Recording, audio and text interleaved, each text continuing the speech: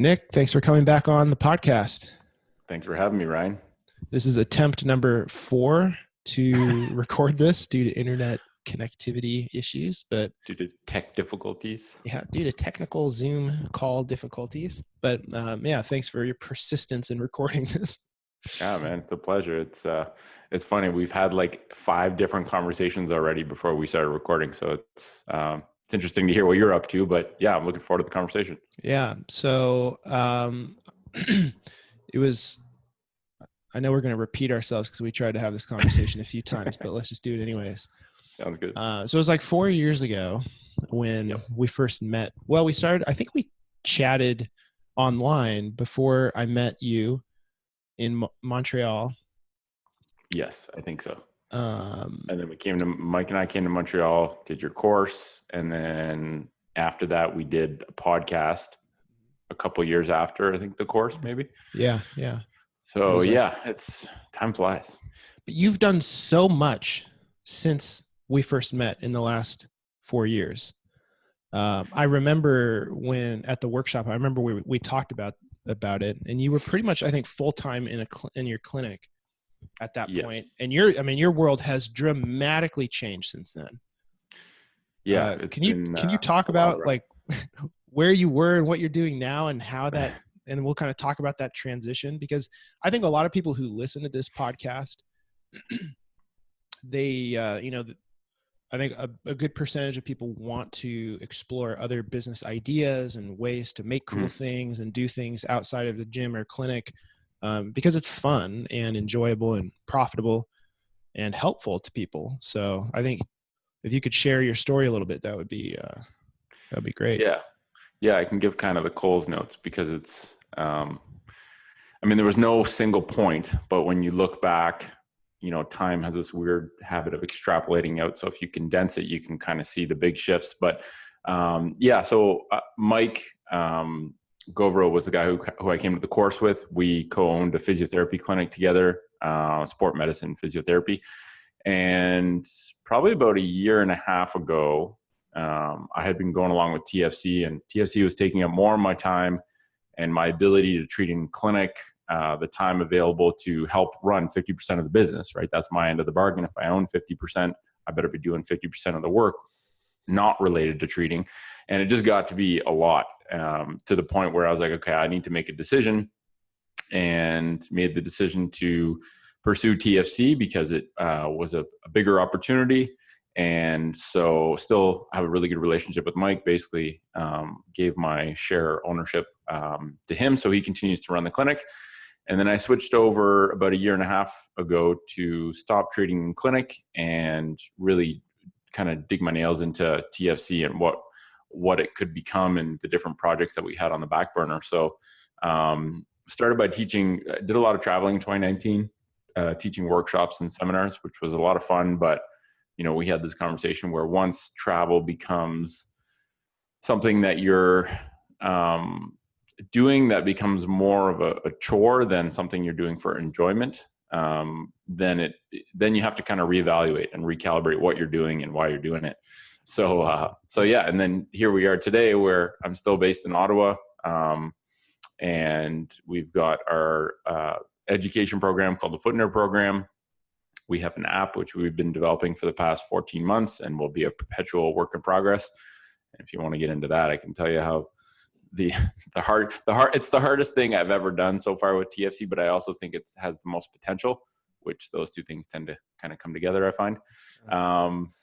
But yeah, and so here we are today, where, our mission at TFC is to help create positive change in health culture, because I think that's really what's needed to help, turn this health problem around. And my biggest realization of getting out of the clinic was, if I want to maximize my health impact on the world, I have to be able to devote my energy to something that can be consumed by many, instead of just devoting my energy to one person at a time in clinic. And and that's hard to do, right? I'm sure you can relate that it's not, you have to take risks, you have to go through some uncomfortable times, but when you get to the other side of the tunnel and you really have a powerful motivation to put your energy into something that many people are able to benefit from, it's some powerful shit. How did you you mentioned that it's hard because there's risks and there's mental struggles. Uh, what are some of the hardest things, or what were some of the, I mean, it's still an ongoing process, obviously, but what were some of the hardest things that you had to overcome yourself transitioning from being in a clinic to doing what you're doing now? Because it sounds like, oh yeah, I switched from doing this to this. It's not, No. it's not that easy, right? There's like identity issues. There's Yep. dealing with ambiguity and unknown. And what were some of the biggest things you had to overcome, and how did you handle those? Well, I think I've been extremely lucky in the hand I was dealt, and I know not everyone would be dealt a similar hand. So on number one, I've known Mike since high school. Very good friends with him. We still meet up every week to hang out, go for a paddle, do a podcast. And so the business transition out of the in-person clinic was made extremely smooth by our relationship and the fact that we both knew each other's perspective and were able to take that in consideration. The clinic was still a fairly new clinic. It had been in business for about 3 or 4 years, but was mostly debt. And so we basically agreed that, there's a lot of equity and sweat that went into creating it, but there's still a lot of equity and sweat and work to go into it will be very profitable, because I think that, the way that we wanted to do the clinic was we only see one person at a time, which sounds like, oh, well, duh, what else would you do? But it's not the status quo in Ottawa. It's like most physios see 4 patients at a time. It's literally the biggest. It's kind of a scam. The world of physio has turned into something where the physio college in Canada isn't regulating the profession to a certain level of quality control. So it's kind of the wild, wild west. And we wanted to do it where we're only going to see one person at a time. We're going to focus on giving a movement-based treatment approach without passive modalities. And so we charge a bit more per hour, and we just do hourly billing. We just say, this is what our time is worth as therapists per hour. It's 1-to-1. For every minute you pay, you get a minute of our energy and time. Whereas other clinics, it's like, okay, they charge less per visit, but they see 4 people an hour. So multiply their per patient dollar amount by 4, and you're like, oh shit, they're charging like $350 an hour. So anyway, my relationship with Mike made it really easy to transition out of the clinical practice of running the physical clinic and practicing and seeing patients every day. But definitely when I didn't renew my physio license, it was a big moment. I was like, shit. Burn all the boats. Yeah, I was like, okay, so I went to school and paid a lot of money to get this degree. And like you said, that identity shift was like, well, what, like, do I not do this? Like, am I a physio anymore? And what I realized is like, what you learn is just, they're like little tools you pick up along your journey, and not re-registering with a college that seemingly does very little to help us professionally. I realized it didn't actually mean anything, right? I still have all the knowledge. I still have everything I got from clinical practice. I still have great relationships with physios, but I didn't want to be defined as a physiotherapist, because I think it shackles you and limits you to actually doing what you know is right. Like I shouldn't need a scope of practice to let people know, like, well, if you just eat real food, you're going to be okay. And here's what real food is, right? You don't need a nutrition degree to tell people what real food is. You don't need a psychology degree to tell people that meditation is a good thing to do every day for your mental health. And so releasing the physiotherapist label was actually like blossoming this huge pool of potential. I was like, holy shit, I can help people way more now that I'm not just a physical therapist. I can actually be a health professional. So yeah, it was an interesting shift. And then it's okay, well, how do I make money? Right? I'm not being paid to practice anymore. And so teaching was a good revenue source. We started, we have a retail side, product side of TFC, where we sell footwear, natural footwear, foot health accessories, balance beams, which are kind of going on their own path right now, which is very exciting. So I had other revenue streams, and I also realized that, well, if it doesn't cost me very much to live, if I don't have a lot of stuff, if I don't have a fancy car, a big house, all that kind of stuff, I actually don't need that much money to live. And there's no need for this incessant desire to accumulate money. And when that went away, I was like, shit, I don't actually have to make that much money to be able to live the life I want. Right. And be sitting on this big pot of gold of money. That's just like, oh, I want to save more. And so when that went away, I was like, this is way more feasible than I thought. And I think that's probably a harder part for most people, to get over. They think, okay, what am I going to do to make money to pay for the bills I have? But they don't think, how do I reduce the bills I have so I don't have to earn as much money? And when that pressure is not there and you can do what you love, you eventually make a good amount of resources, but it has to be organic in that you're doing what you love. So that shows you do great work, you help a lot of people, then you are basically thanked for all the helping you're doing by making a good amount of money. But if the money side comes first, then it often dilutes your energy that you can put towards doing something you like to do. So Yeah, it's like if you're doing some activity with the intention of like, I'm going to do this to make money so I can pay for this and this and this. Right. It's a very different place than I'm going to do this and this and this because I enjoy it. And if I help people, through doing these things, it comes back. Right.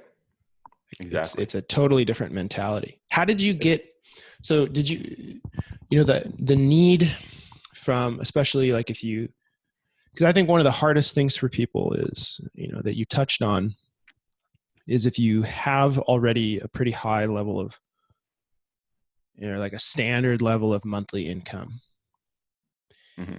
and you have expenses that require you to have that income. Right. That's the barrier for people, right? Because they can't quite get out of it enough, because if you're split between so many things and you're comfortable, but you're unhappy, mm-hmm. it's like hard to make enough of a move to be able to grow the other thing as a business that won't make money it may not make money right away. Mm-hmm.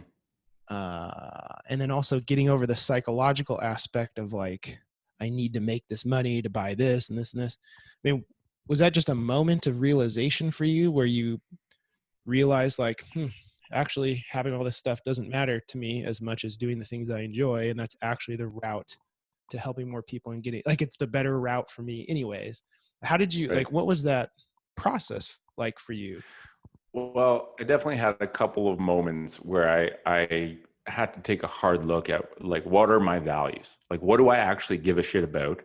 What makes me happy? And what do I think is important to do in my life as work, right? Like the word work is very loaded. It's something you do for an external reward, and it's turned into something that people don't actually enjoy doing. They just do it because they need to pay for the things. Mm-hmm. And if you can get paid to just play, if you can get paid to do what you love, obviously that's what everyone wants. The problem is most people don't even know what they love, right? Most people don't know. If you have a clear set of values, like I have a whiteboard beside where I sleep, and every morning I wake up, I fold the bed because it's like a little tatami mattress on the floor. I started this like 2 months ago, and it actually it was an eye opener. Wait, which part? What did you start 2 months ago that was an eye opener? Sleeping on the floor. Oh, okay. On like a tiny little mattress, basically. And the values thing, writing down my values on a whiteboard was probably like a 6 month ago thing. So it's fairly recent, but before that I had it in a little book on like somewhere where I could see it every day. But basically I get up every morning, I read all of my values on that whiteboard, and it reinforces what I actually care about.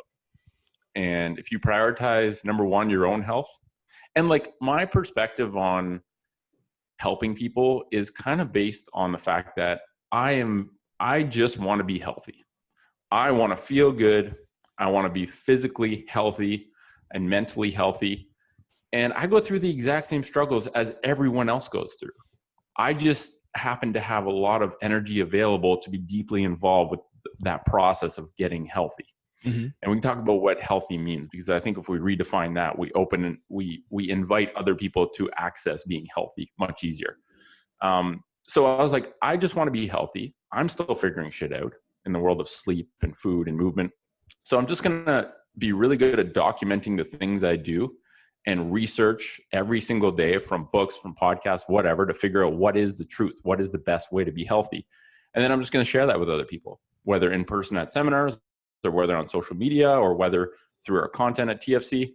And it seems like that resonates with people because it's real. You know, I don't claim to be immune to getting addicted to delicious fake food that tastes amazing but does nothing for your body. You know, I don't claim to be immune to getting addicted to swiping through the scroll feed, the explore feed on Instagram. It's not about never having those things happen. It's just about detecting when you're in that hole sooner and being mindful to kind of get out of it. And so, yeah, I mean, I still don't understand how I am where I am today. Like it still seems like a weird thing that I don't know how it happened. I can't explain it, but it's fun. I enjoy it. And people seem to be giving us good feedback on getting help from it. So it's like, I'm just going to keep going with it, and it could disappear tomorrow. And I read a lot of Stoic philosophy stuff, and I think accepting that everything you have can be taken from you tomorrow and being comfortable with that gives you a really powerful sense of freedom, where it's like, you don't have to worry about it. Like if everything was taken away, it's just an opportunity to restart and carve a new path, and that's okay. Yeah, think about like if you were to start another business from zero next week, how much more intentional you would be with how you construct it given what you know now. Yeah. Well, this whole philosophy of less is more. Unfortunately, business has turned into to run a business has turned into something very complex, I think unnecessarily. So, you know, for example, all of our international, like TFC Australia, I don't have contracts with anyone that I work with on the business side because it's all based on trust, and I've never been stung. So there's no reason. I think true organizations are built on trust. If it's all legal contracts and all, I think it's just noise. And when you get rid of the noise, you actually get a lot more clarity. And when you build trusting relationships, you actually get people that want to contribute to something you're working on instead of feeling like they have to because there's a contract that says they have to or whatever. And that's been a really powerful thing, I think, for TFC. A lot of people, I'm not TFC. I'm one node with TFC. And the beautiful part is like all these different nodes come together because we share, we share a common value set. That was a close call.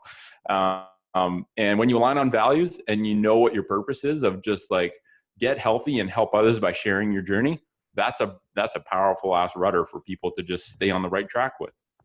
Okay. We have a lot to talk about from what you just said. There's so much to dissect there. I'm going all over the place. No. I love it. I want to extract certain pieces and pursue those. So I like this. I don't usually get interviewed by people who have like your perspective. So it's interesting for me to think of these things because they're not things I often think of. So yeah, I mean we've shared some experiences in a lot of ways of traveling around and teaching and developing a product business, figuring all that stuff out and dealing with all that, right? Yeah. So one thing that you mentioned that I think would help so many people if they really understand it is you said pursuing your own health, right?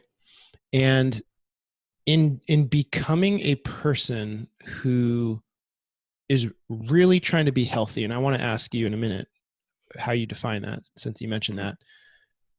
It's like everything flows from the authenticity of just being that person. Yeah. Not pretending to be someone else or not pretending that you know everything. That's another thing that really smart people have this habit of trying to come across like they know everything. And I want to be the person who knows nothing, who admits that there is so much more to know and is radically open-minded to any perspective, still uses the scientific method as the main guide, but being radically open-minded that any perspective, until you prove it to yourself to be true or not true based on documenting how you're implementing that and whether it's working for you, just admitting that you don't know everything is a really liberating thing to do because you're no longer teaching, you're just sharing. And if you're just sharing, you can never be wrong.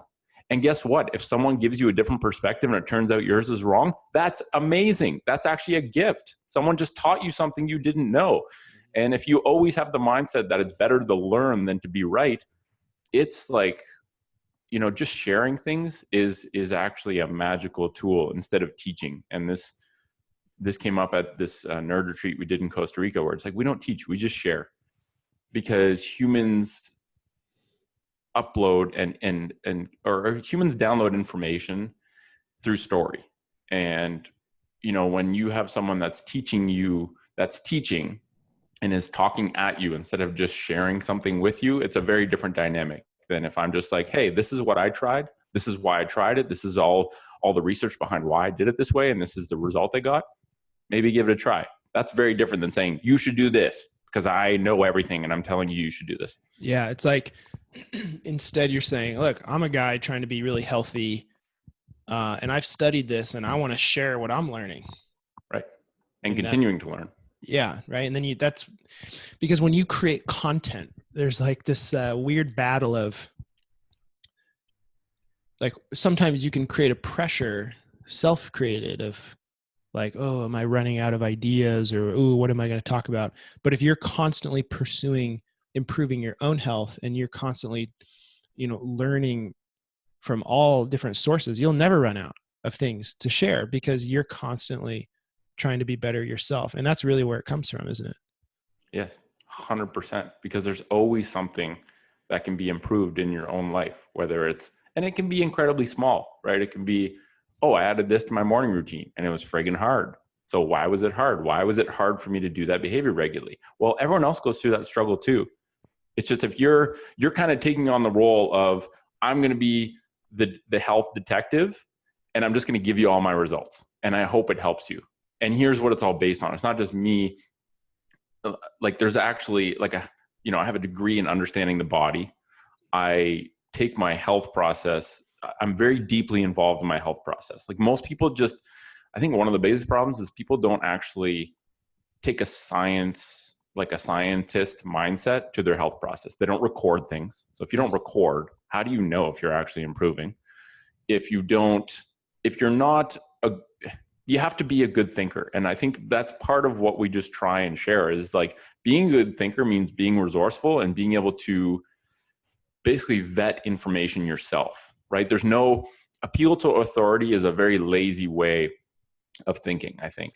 And I think appeal to authority happens in school, right? You pay a shitload of money to learn this from the people. So you assume that that's the truth. But what happens when you realize that that's not the truth? What happens when you realize that not only is that not the good stuff, it's actually the wrong stuff? Like, that was a hard pill for me to swallow because I had a shitload of money invested in the piece of paper called the degree. So, and I think that's part of, with health professionals, I did a post the other day that said, like, does your degree make you closed-minded? Because if you pay a lot of money for something, you're invested in thinking that that's the truth. And so you have to just know that there's still a lot to learn. And in fact, what I learned might have given me a good foundation, but it is not the end point of my learning. It's like it's the inception of the learning journey. Yeah, it's like it provides you with a structured foundation. Mm. But most, so much learning, especially about health, is experiential. Oh yeah. Like, it's all experiential. If I always have this vision of, like, if in medical education systems, there was like 1 hour a day dedicated to making people, not making them, but like a class on physical participation of exercise in a variety of formats. Do you know how much more people would leave and be able to help other people if they actually trained? Or what if there was a course on like actually cooking food? Right. Like, why is that? Like, instead there's courses on, things that literally don't help anybody. Right. Which is just an unfortunate side. Like you said, if you look through everything, what is a degree, right? It's like a piece of paper that you received from paying a group of people to teach you certain things. And then Right. they had to go through the process of getting that certified. I mean, that's what it is. Mm-hmm. And to think that that's all there is, or that there isn't just vast universes more to learn outside of that institution, is, It's very arrogant. It's very, well, it leads to the identity, right? Like, I mean, you're physio. I went to chiro school, and I always say the same thing. Like, I don't think of myself as a chiropractor. I think of myself as well, I mean, I don't want to get too mystical, but I'm in shaman. the, well, no, I mean, I'm, energy in the form of a human, but I studied this particular field in depth. That's it, right? It doesn't define, like you said, if Right. you define yourself by that, you think in a box. Now it's like, Right. well, I have these tools and these resources, and Right. there's, what about, Self-imposed constraints that can limit your effectiveness. exactly. So tell me, why do you sleep on what's the deal with the little mattress? So Jeff Shube, the Urban Barefoot, got me on this train of thought. Like, what if mattresses were like casts or like couches, and they basically are this weird thing that we've created to be more comfortable. But I think we know that if you sat on a couch all day, every day, it would be comfortable until you get so stiff and weak you can't move. So I like doing experiments. So I tried sleeping on the floor a couple times. I was like, okay, there's clearly a learning curve to this because it wasn't great at the start. But now it feels really good. Now I don't wake up stiff. I get up and down off the floor every day. It's something that I want to do for the rest of my life so that I never lose the ability to get up and down off the floor. And it actually makes me use a lot more mobility to be comfortable. Whereas on a bed with big, thick pillows, I don't have to use any mobility, right? Like it just like puts me in whatever position I choose to be in. So anyway, I just tried it. I'm not saying it's for everyone. You have to be very open-minded to try it. And but yeah, I'm really liking it. Plus the fact that I can literally fold my bed up and put it in a corner, and I have this massive space available now to do other things with, to move or to use for other things. Uh-huh. So yeah. Huh. So how thick is this? It's like a pad, or? It's like half an inch. It's like a mattress cover that people usually put over mattresses. Why? I don't know. It's called the tatami mattress. And I think that's a Japanese word. But yeah, super thin. There's hardly any padding. It's just enough to kind of like take the edge off of like a hard floor. And I use this buckwheat pillow where there's like hauled out buckwheats, and you just can kind of mold it, and it's not super thick. And yeah, I don't know, it works for me. What is the consistency of this pillow? It's kind of like I don't know how to explain it. It's like a bag of sand kind of. But they're like really like light little buckwheat shells. I don't know how to explain it, but it basically, you can like mold it. I'm always the one that just like beats the shit out of my pillow to try and make it comfortable. And this thing, I just like can morph into whatever position that feels good, just to like fill in some dead space in my in my in my neck area or head. And it's just really comfortable, and it's like very minimal. Sometimes I just brush it to the side and then we'll lay on my arm sort of thing, and just, I don't know, seems to work so far. So experiment successful so far. Yeah. Do you document your sleep? Like, do you use any sleep monitoring type thing? Yeah, I use this really fancy sleep monitor called a journal, and I write I write down every day how I feel, how much energy I have, and how my body feels. And then I just I read this book that I can't remember what it was called. It's a pretty thick book. It's about the mind, and it basically makes the analogy of the human brain to a computer, which is not a fair analogy, but it's a good abstraction to get you to understand it. Yeah. And made me realize that I have a photographic memory, and so do you, and so does everyone. It's called an iPhone. It remembers everything you ever do. And we have this, if you can externalize, if you can develop a system for understanding where you can write things down, and then write things down every day. And then once a week, I do a journal synthesis. So on Sunday morning, I take 30 minutes. I go through the past 7 days of things I wrote down. And then I kind of synthesize them and make sense of them, and then write like kind of a summary. And then once a month, I take all 4 of those Sunday summaries and then put them into like a big monthly synthesis. And it just allows me to get a really, like, my memory sucks. Like my hard drive ran out of room a while ago. So I have to use books or writing things on computer to kind of remember. And what it allows me to do is get a macro view of how every single day went, and like little relationships that I noticed. Oh, I felt really good today. And this is what I did yesterday. This is how my night routine went. And it just allows me to kind of get a clear picture of all the results from these little experiments, what I'm eating, how I'm sleeping, how I'm moving, all my routines. And it's like, okay, well, now I know what works and what doesn't. And what people don't realize is that health is the most powerful productivity enhancer that you can, like, no drug compares to health, right? If you sleep well, if you eat well, if you move, if you have good social relationships, and you have a good routine of training your mind to be good at focusing when you need to, it's like you can get insane amounts of shit done in half the amount of time if you're healthy. So what better thing to dig my teeth into for the rest of my life than health, than trying to make myself healthy, and then just sharing with people all the struggles I have and all the solutions that I've come up with after running many, many experiments. It's like you're kind of like the shaman in charge of the community, where it's like, that dude's really obsessed with health, so I'm just going to ask him what he's up to, and then that way he can do all the work so that I just get like the wisdom from it. And that's kind of, the way I see my role at TFC is to make the bigger decisions on the business side, but just devote all my energy into my personal health, and then trying to figure out ways to share that with people in a way that it inspires and it also isn't boring. Right? When we talk about sleep, it's, you can put people to sleep sometimes. But if you make it tangible and let them know, like, these are the really good things that come from getting good sleep. And guess what? It's actually really simple to improve your sleep. It's more about taking shit away that are obstacles to getting good sleep than it is about doing a bunch of extra things.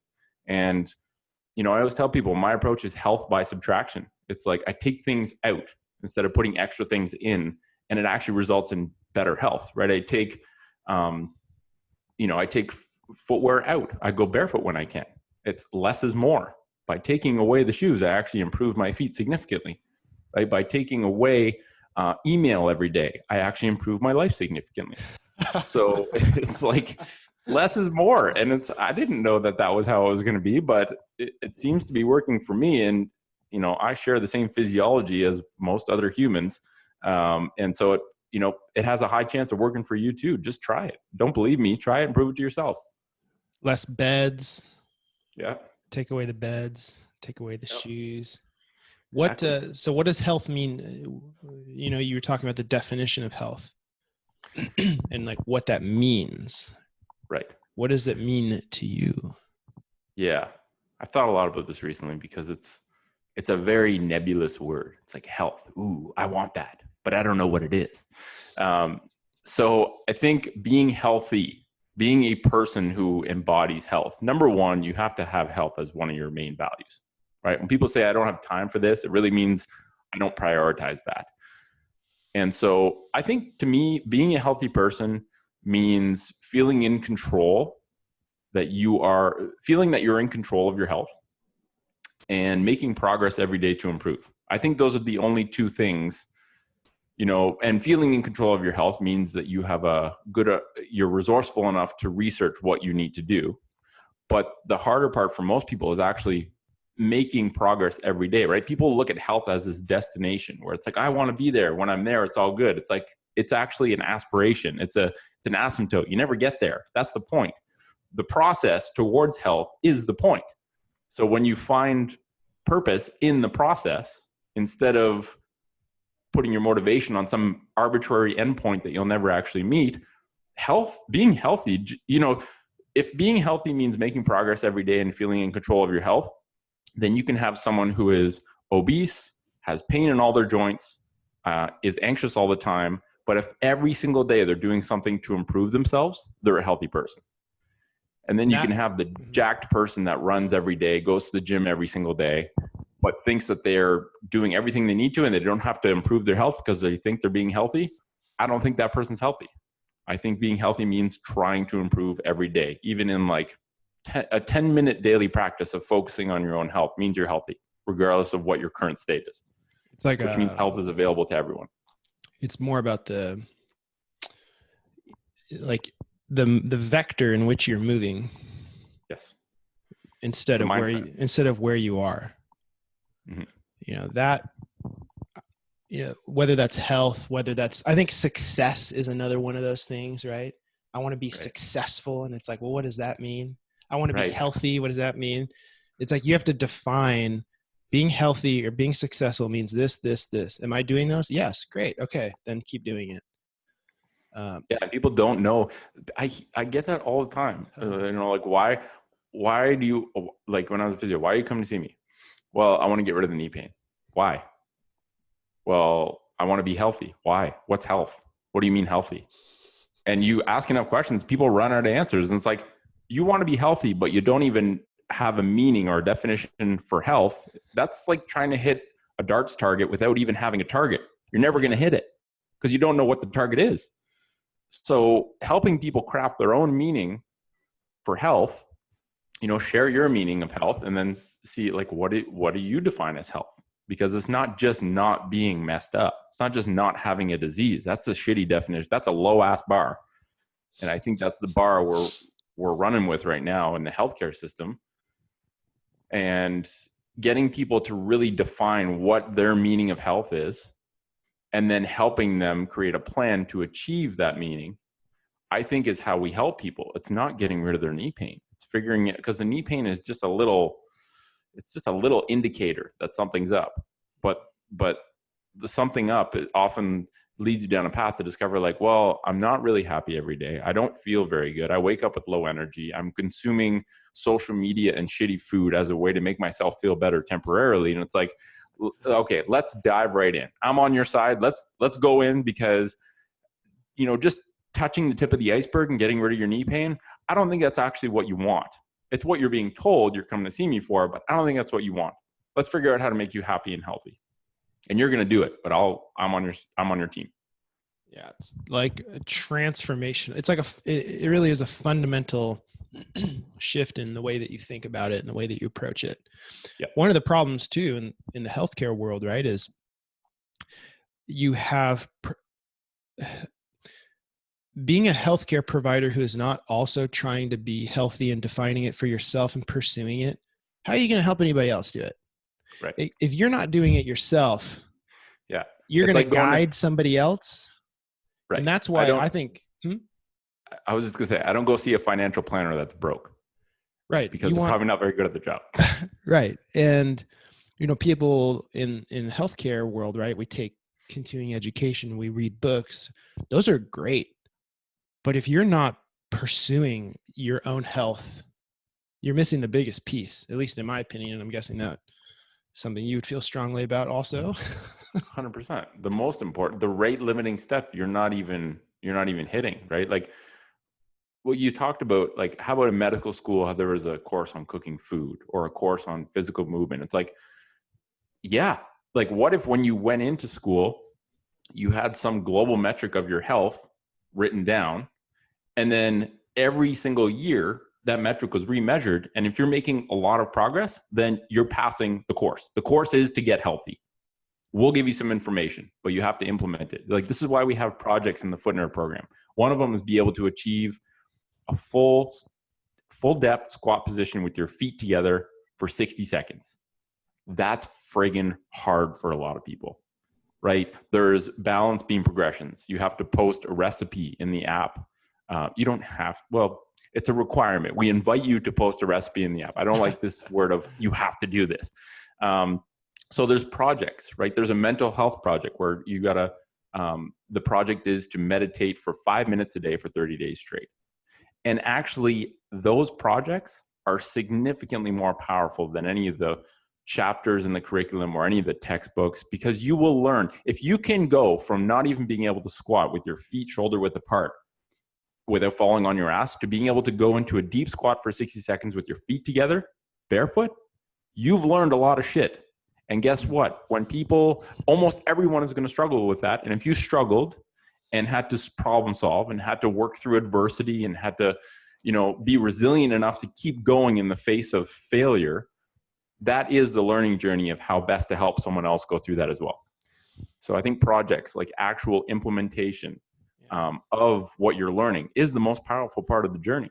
It's like we don't have a limited The problem is not a lack of information, right? It's a lack of consistent action. It's lack of experience. We're Yeah. starved for experience and we're overwhelmed with information. Yeah. Whew. Gosh, that is the truth. Yeah. Um, tell me about the balance beams. What made you decide to make balance beams? Yeah, that's a good question. So Mike and I would always gravitate towards balancing on railings when we went on courses, right? When you go on a course, especially a really good course, where you're learning things all day, it's mentally draining. And if it's a really good course, it makes you really uncomfortable because a good course will challenge the fundamental beliefs or the way you're doing things and will give you this pit in your stomach where you're like, I want to say that guy was wrong, but I know that's not the truth, and I have to figure out how to incorporate this information that I just learned into a new framework where I incorporate that, but I don't throw away all the shit that I've been doing. And it's hard to admit that you're wrong, right? When you're treating a certain way for a year and you learn there's a better way, it takes some courage and some really powerful self-evaluation to be like, I wasn't doing things the best way, but I'm going to change now because I know a better way. Instead of just being like, well, that doesn't work. My way's better. Like we have this innate drive to think that we're right. So at courses, especially ones that overload you and you're like, oh shit, you run a business, you're like, okay, I'm away for 4 days. I'm going to have to do all this shit when I go back. I'm going to have to do these books and all this stuff. It kind of got overwhelming. And we found that, or at least I found when I balanced on a railing and tried not to fall off, all of that went away. All of my worries, all of my concerns about what I had to do when I went home or the discomfort of having just shifted my perspective from a course went away. And I was like, this is powerful. So I just gravitated towards it. And I realized that it was like a playful outlet for movement that also made me focus on the present. So I was like, okay, I think there's something to this. So I bought some industrial scaffolding material. We made a couple beams in the clinic. And it was one of the only pieces of equipment that I would get like a 12-year-old that comes in with back pain. I would get him on there. And I was like, I think this is doing a lot more shit than I realized because his hip function improved. His ability to stabilize at his hip and reduce and kind of resetting a lot of the tension and shitty relationships that developed from this kid spending all day sitting and then trying to go play sports all night were self-correcting. And I was like, this is making me look real good. I need to use this more frequently. And it was one of the only pieces of gear that I had to like it's hard enough to get a kid to put down their cell phone and actually do the shit that they're being told they need to do by their parents, but they don't actually want to be in the clinic. So I was like, wow, I'm actually having fun with these kids. We're both standing on the beam, throwing a ball to each other. It doesn't feel like he's doing physiotherapy. We're just playing. And it was one of the only pieces of equipment that I had to kick them off. I was like, hey, you got to go. Your mom's waiting. Like I've never had to kick a kid out of the clinic before. You have to usually drag them into it. So I was like, it's fun. It's playful. It's doing a lot of physical stuff. I found really powerful mental benefits from it.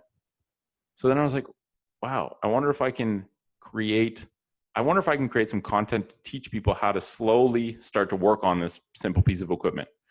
And then we started getting people that were reaching out that were like, well, can you make balance beams? I don't, anyone can make a balance beam. It's just some object that creates a constraint where you have to walk on one line and not fall off. It could be a piece of Scotch tape on the ground. That's a balance beam. So people started asking us to make them, and we started selling them and creating a system for people to kind of start to use them with.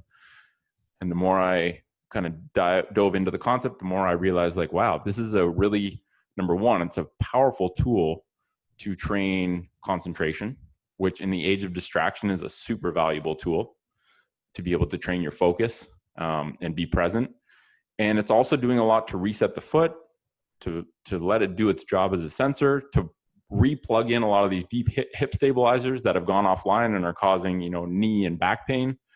And now we have like LeBron James has a beam that he uses in his morning routine. We have a shitload of NHL teams that have ordered custom beams for them to use in their training. Like it's kind of, I don't believe it's happening, but it's just happening where people are like, I think the simplicity allows people to use it in a way that they enjoy. That's what I think people like is you don't have to do it a certain way. There's no wrong way of doing it. And all of the movement tasks that are in this kind of system of progressively more difficult movements that we've created simply give you rules of like very simple rules, like don't touch the ground, don't look down, complete 10 of these movements.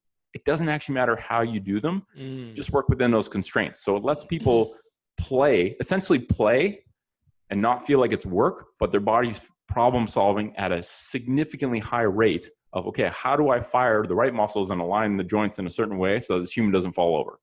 But they don't have to think of a thing. They just have to, don't fall off, don't look down, try and complete this movement. And so it's interesting. It's like you're allowing the unconscious knowledge of the nervous system do the work. Yes. You're extracting innate intelligence that is way smarter than what we claim to be through just using a really simple tool. Yeah. Wow. I bet. So when did you first start selling them online? So I remember I lived in a basement of a house I co-owned about 3 years ago. And I literally went to the hardware store, or I went to a metal retailer and I bought a length of metal and I cut it.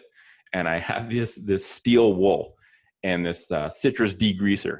And I was in my basement rubbing each one of them to try and give it like a uniform finish. And I would do like 10 of them in 2 hours.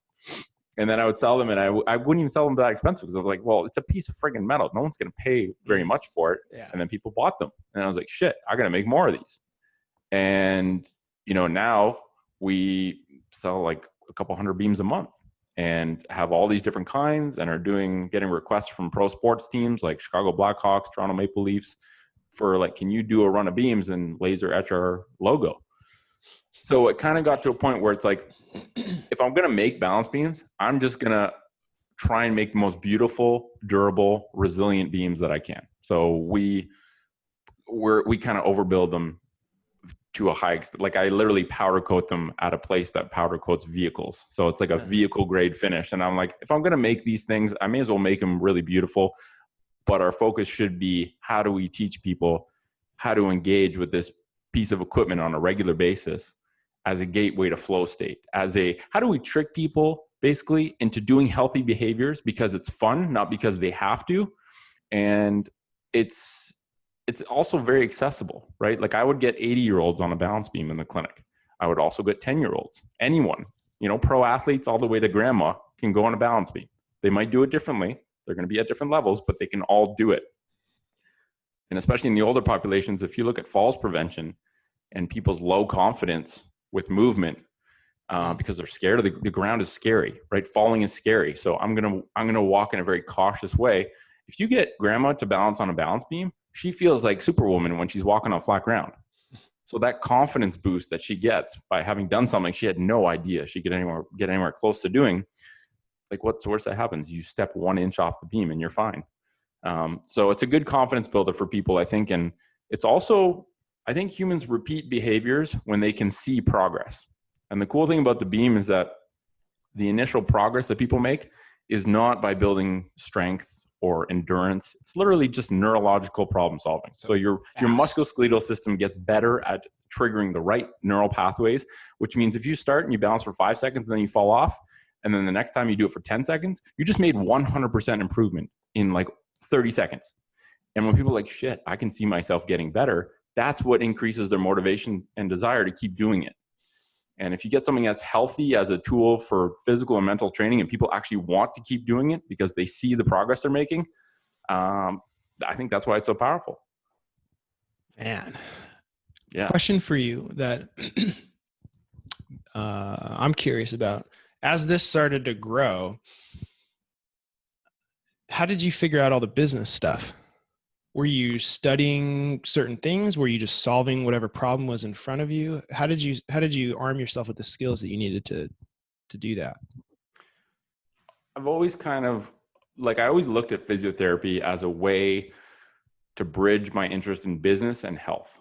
So I almost went into business instead of physio. So I've always had this, desire to figure out how do you organize a group of people to do something good and to work together towards a common goal. Like I've always liked business. I was kind of like, I went into physio because I was like, well, that's something in health, which I like.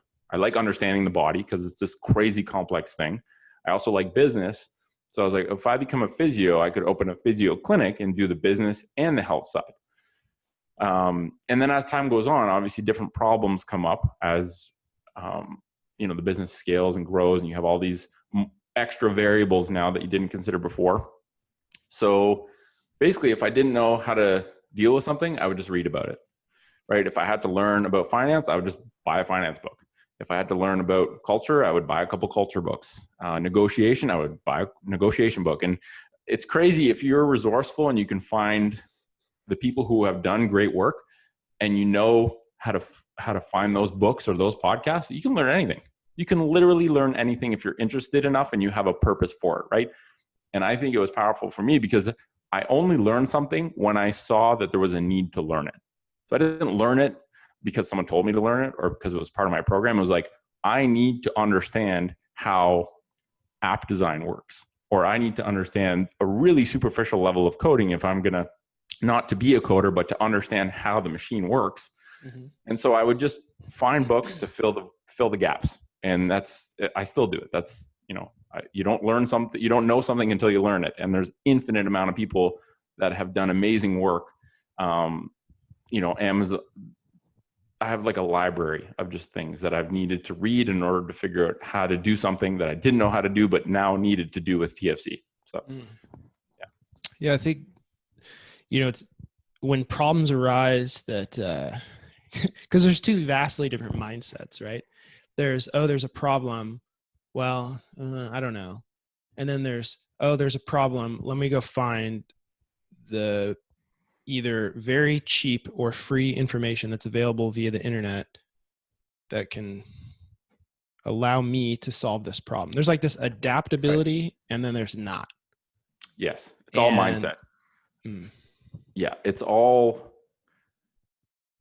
if I've just like one of the values on my whiteboard is reframe every obstacle as a challenge, which means that anytime you encounter a challenge, you get a result. And if you don't get the result you were aiming for, it's a call for action, right? It's, I need to learn more, or I need to deal with this better next time. So being very comfortable with failure, I think, is a very important asset. Having the mindset that failure is going to happen on a daily basis. You should probably avoid catastrophic failures. You should always learn from failures. But if you reframe even the word failure to just a result, it's just a result. Based on that result, you change how you do it next time. And so you just, to think that you're going to reach a point in your life where there's no problems to solve would be, it's a fairy tale. Like it never happens. Right? There's always problems to solve. And if you take the mindset that, wow, this is something I haven't encountered before. This is an interesting challenge. How am I going to learn how to meet this challenge and get a good result? And you don't always get the results you want, but you always get a result. And if you frame it as just an opportunity to do it different next time, then that's a big mindset, I think, where people get discouraged way too easily. Right? Like I emailed Vivo Barefoot probably a dozen times before they even agreed to let me buy shoes from them. A dozen, like monthly emails. I was like, hey, this is who I am. This is what I want to do. And I got denied like more than 10 times. I didn't get a response, or I got denied. Resell? Just to sell. Yeah, this was like in the very early days of TFC. I could only afford to buy 10 pairs of shoes. They're like, we don't do that. And so just be persistent and relentless in things that you want to do, and accept the fact that you're going to meet a lot of resistance initially, and just be persistent as shit. That's it. If you have a strong enough desire to achieve something, you just have to go for it. It's like you have to decide that you're going to do it no matter what. Yes. Like, not like, well, I'll do it if, things go well. It's like, no, I'm going to do it no matter what happens because I care about it.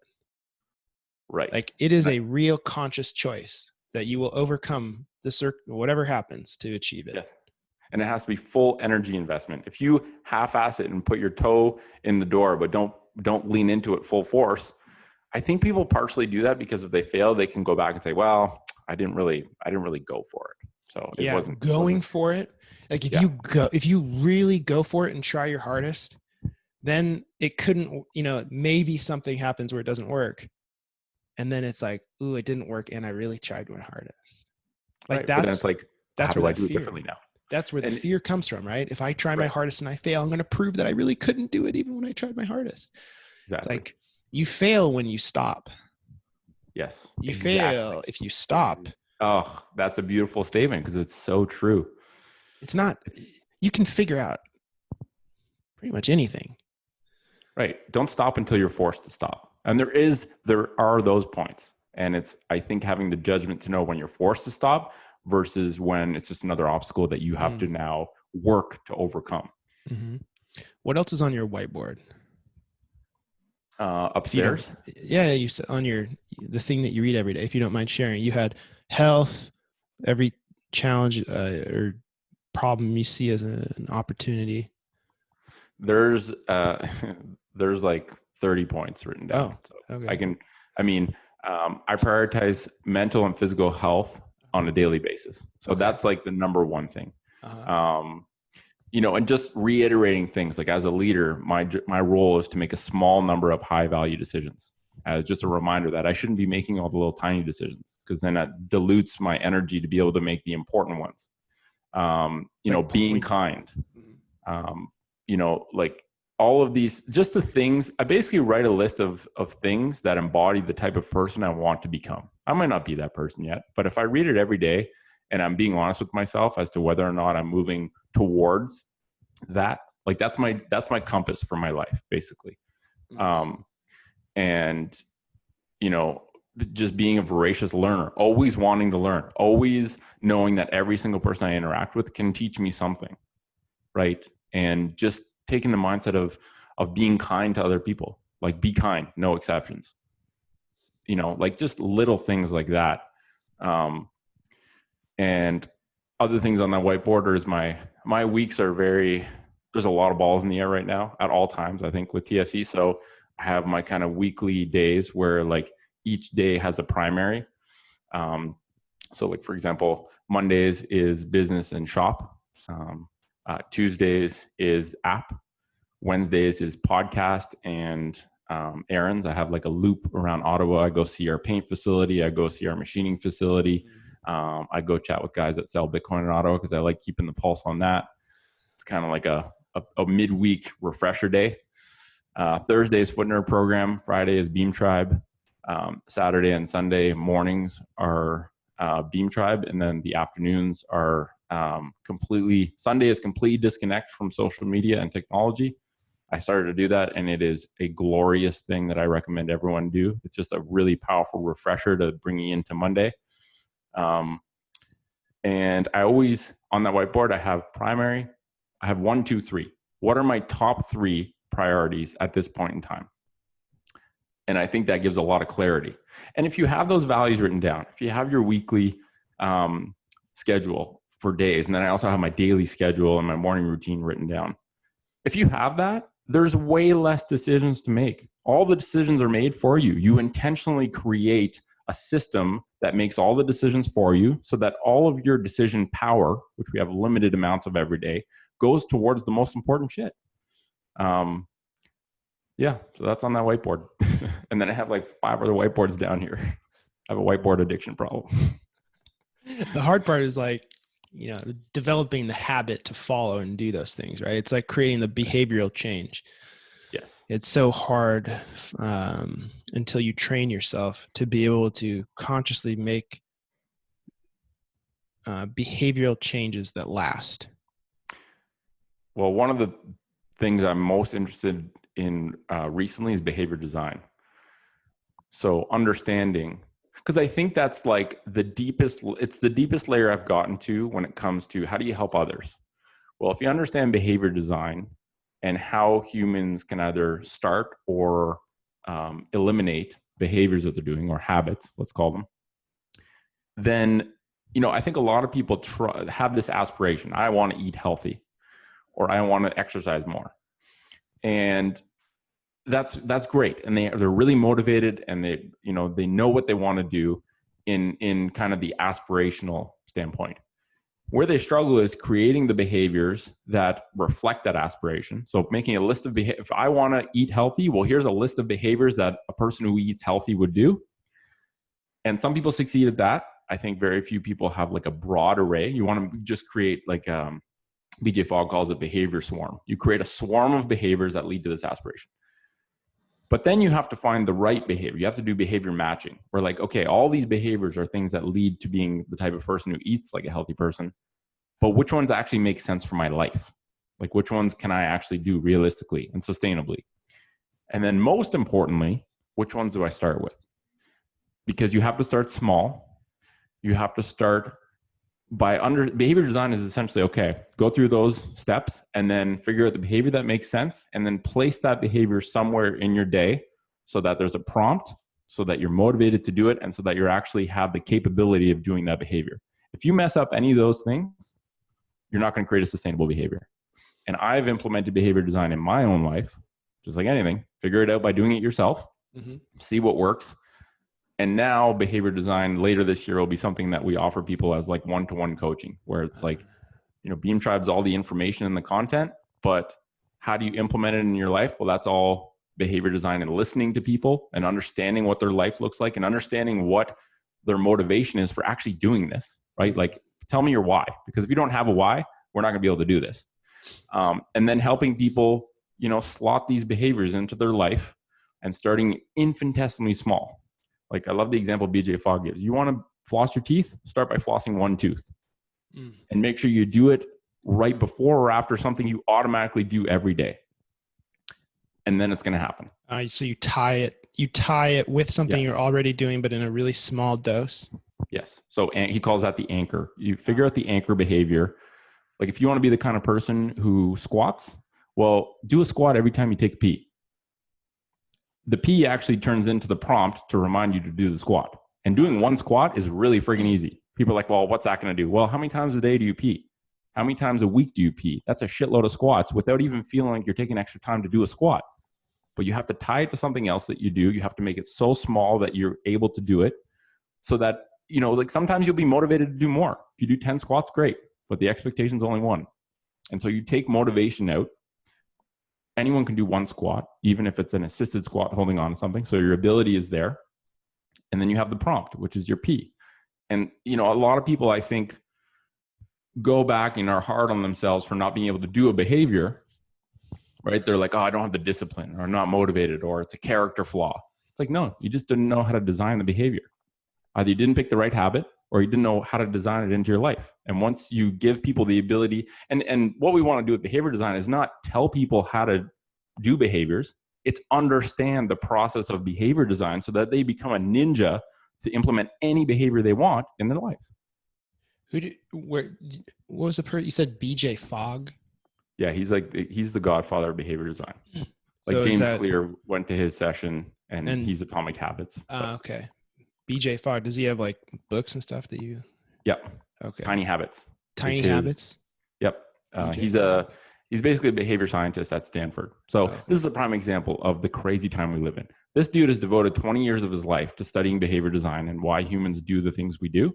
And then he put all of his best shit into a book, which you can buy and learn from. It's crazy. Yeah. The amount of knowledge the amount of like years of practical knowledge you can accumulate just by reading books from people who've spent decades doing something, and then they condense it down to like, hey, here's the most important shit from 20 years of doing this. And you can just have that, and people choose not to do that because they would rather watch an episode of some stupid show that doesn't do anything for them and then complain about their lives. Yeah, but I used to be that person, so I can't shit on people. They just haven't found the right reason to want to engage that yet. I think we've all been that person, or we've had phases of, it's not trying to put anybody down, but you have to realize that that's the sacrifice you're making.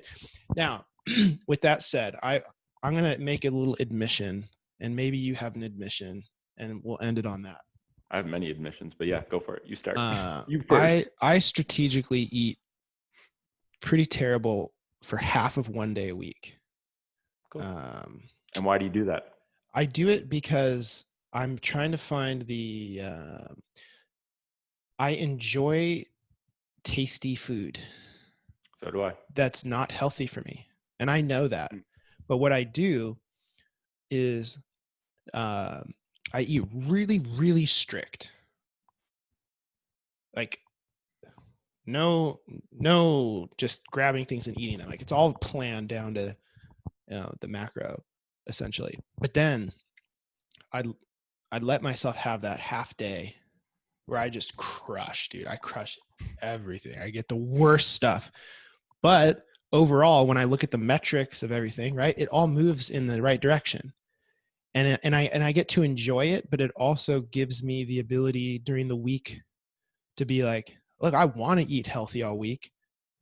And then when I have this little time when I get to enjoy this thing, I fully enjoy it way more than I would have Right. enjoyed it before I did that, where I was kind of eating bad and feeling guilty. And so it's like compartmentalizing that. Yeah. Um, So you've created a system to allow you to do that without right. health consequences. Yeah, exactly. I mean, that's the goal, right? So I'm getting my, my blood values done with that to make sure that it's like not actually doing something negative that I don't realize, Right. Um, but yeah, it's like, and I'll just be super lazy. But I think if you put those things in context of a bigger system that allows you to, like, if you have that time where you're off and you have the time where you're on, because I'm sure you know this too from running your own businesses, like you make the schedule, Yeah. and that can either be really bad Yeah. because for our whole lives we're a construct is created for us in school, and then you run your own business, especially if it's not like patient, with appointments. You Mhm. could literally not work until 7 p.m. and then work until 3 a.m. Right. if you wanted, which I've done that countless times. I don't know if you end up doing that sometimes. Then you feel terrible. It's like you have to create this schedule for yourself, which is really hard to do if you're not used to it. Hmm. And I think for me, that's been one of the biggest learning curves. But my point with that is having time where you do enjoy watching shows or being lazy and it's enjoying parts of life, right? For sure. But if you compartmentalize that, then in the times when you're not doing that, you can really go hard and feel good. And then when you're being in your not, healthy state, when you're enjoying some of the vices, I suppose you could say, you can just enjoy it guilt-free because you've planned it. Yeah. I think people associate health with deprivation, right? Right. Like I have to I can't have all the good stuff if I want to be healthy, but that's not true. And I also think doing unhealthy things sometimes is healthy, right? And eliminating anything that you desire to do but don't feel it's healthy is actually very unhealthy. Mm. So I think, yeah, I mean, I have the same unhealthy urges as everyone else. And and I indulge them like everyone else. I just recognize when I indulge in them and reduce degrees of freedom in my life to provide opportunities to indulge in them. For example, I know if there's a couch, I'm going to sit on it sometimes. I'm going to lie down and I'm going to do sweet nothing. So I just got rid of the couch. Guess what? I don't lie on the couch anymore. So it's systematizing, removing variables that enable you. Like I'm like you, dude. I crush food that is terrible for me. It's not even food. I love the saying Mark Facts. Hyman says. He's like, there's no such thing as junk food. There's junk and there's food. I love junk because guess what? All humans do. If you say you don't, you're kidding yourself. We're wired to love the stuff companies are engineering. But if I don't keep it in my house, I don't eat it. The temptation is not there. And so I have a weird eating schedule. I have a 3-hour eating window every day. Okay, you do 21-hour intermittent That, fasting. because it's the only way that I can reduce the degrees of freedom so I'm not constantly eating. And so, yeah, basically from 3 to 7 every day, or 3 to 6, 3 to 7, I eat. And I eat like all my meals in one small short period. And sometimes I eat way too much food and I feel terrible. And that's the indicator that I need to not eat as much food next time. Mm. And I think if you write down your values, like one of the big things that happened to me at probably towards mid last year, I read about sleep and I was like, this is it. I know how important sleep is, and I know how bad my sleep habits have been. I wrote on my board, I am the kind of person who prioritizes quality sleep. And then I was like, the option isn't there anymore for me to stay up late and get work done, because I'm not that kind of person. Yeah. Right? I identify deeply with my full soul. Remember we talked like that commitment. You have to commit to that. It's not just some flaky words that you wrote down. It's like, I identify as the person who gets quality sleep every night. And so when people ask me, like, you want to go out and have a couple beers? And I know I'm going to be out later than, my bedtime routine starts at like 8, and then I'm sleeping by 9. If I'm going to be out later than that, I'm just like, no, I can't. Sorry, dude. It's not an option. Like, I don't have to make that decision. The decision has already been made by picking my values and identifying as that human. So that's my system, because if I didn't have that, I would probably be out of control. So I need to create constraints in my life that align with the kind of person I want to become. And then it's like, I don't have to make all these, like, I always get chirped because I basically don't have any non-TFC clothing. So I'm always wearing a TFC shirt. I don't really care. I take care of my personal hygiene, but I don't care what I wear. Right. I don't have to decide. I don't have to decide how I want to keep my hair, because I just cut most of it off. So these decisions that we make every single day that contribute to this decision fatigue, where the more decisions you make, the shittier your decisions become. And then the next day you have a new cycle. If you eliminate all of these I don't have to decide what to eat, because I only eat for 3 or 4 hours a day. So I don't have all these little decisions to make. So I have way more energy in the tank to spend on my own health, to spend on reading, or to spend on the important decisions I need to make every day. And even just that, finding the sweet spot of when I make my best decisions and making sure that the important ones only get put in that slot. I'm not going to try and make big decisions at 5 p.m. at night, because I don't have the mental horsepower to do it. And I've made shitty decisions in that time frame, so I know I shouldn't do it again.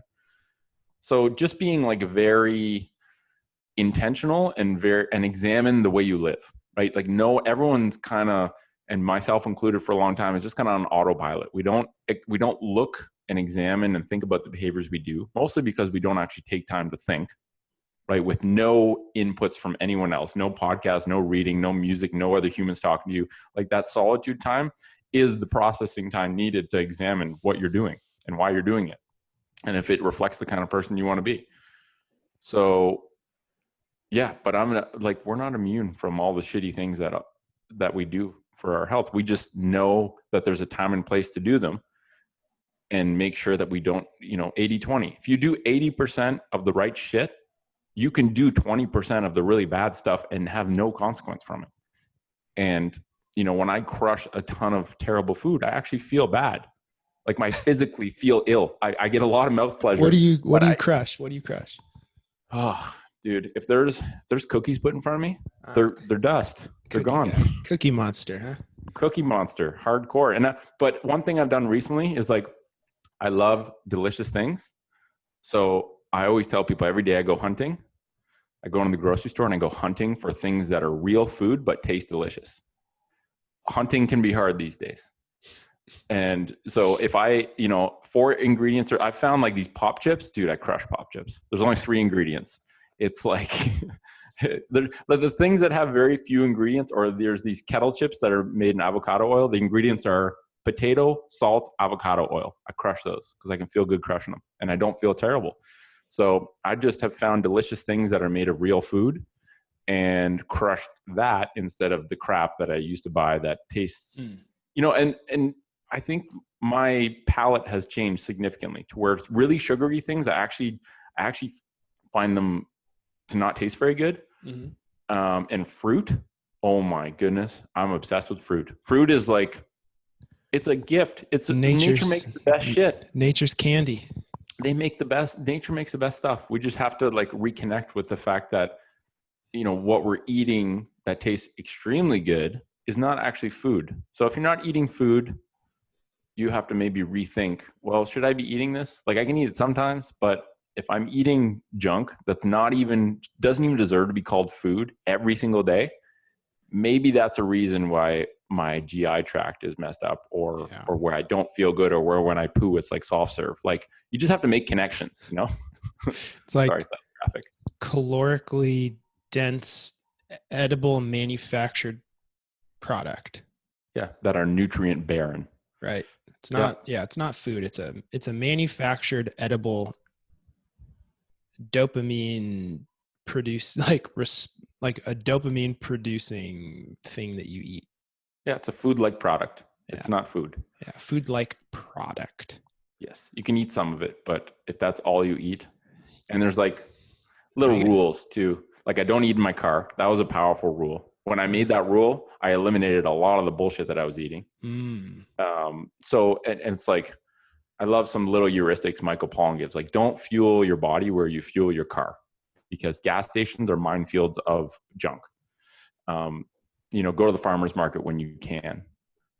If it comes through the window of your car, it's probably not food. Like, little things like that, where anytime I'm tempted, I'm like, no, that's not, I don't eat in my car. I'm not the kind of person who eats in my car. Because you read that list every day. Right. So it really ingrains in there. Right. I brainwash myself into being healthy, basically, is what I tell people. I mean, that's really what it is. Yeah. That's when you understand that you can program your unconscious mind with your conscious thinking. Right. That's where the magic is. And just be intentional. Like, do things because it aligns with the kind of person you want to be, instead of just going on the carousel of life thinking you have no control. You have a shitload of control. You just have to acknowledge it. Yeah. This has been awesome. Yeah, let's do it again sometime. Yeah, let's do it again. Thank you. Thanks so much for coming on. Where can people best follow Foot Collective? Thefootcollective.com is the place for everything, or the Foot Collective on Instagram.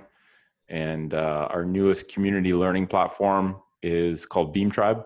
Mm-hmm. A lot of people think beam means balance beam, but it's a mnemonic for body, experience, awareness, and mind. So our goal with that was to create a GPS for health. So if you want to be healthy, we wanted to share everything we know to give you a path where you can start with 10 minutes a day, every day, and be a healthy person and embrace the journey. And we tried to combine technology with community.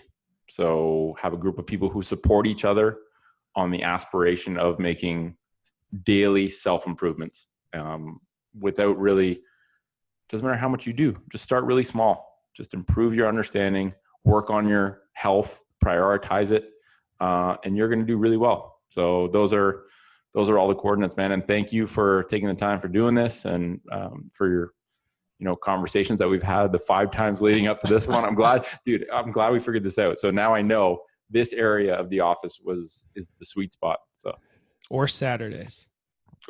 Yeah, that's we true. don't know. We got to tweeze out those variables. All right, we'll do one during a weekday in the same spot, and then we'll isolate that. Yeah, cool. All right. Cool, dude. Thank you so much. No worries, man. Thanks for having me.